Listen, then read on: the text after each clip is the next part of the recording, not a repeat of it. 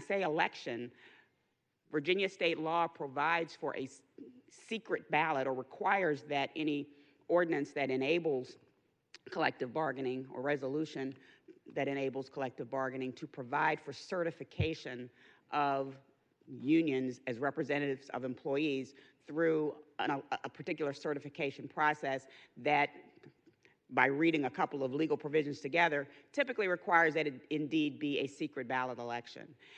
Also requires that intervening or competing unions be able to participate in that process.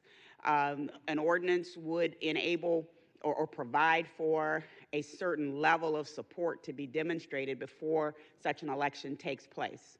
I think all of them have required that at least that any union show at least 30% support among a particular group of employees that it seeks to represent before an election could be triggered. So, if there aren't any elections, there will be no exclusive bargaining agent subject to recognition by management, and therefore no active bargaining process. You'll simply have a statute in place, an ordinance in place that allows for it to happen whenever it does.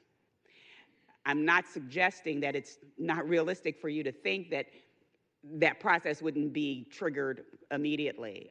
Certainly among public safety employees, for instance, many firefighters, police officers are already members of labor organizations that will seek to organize them and to represent them. So it won't be very difficult at all for them to produce that 30% showing of support that a particular union be elected as the representative to negotiate on their behalf with management.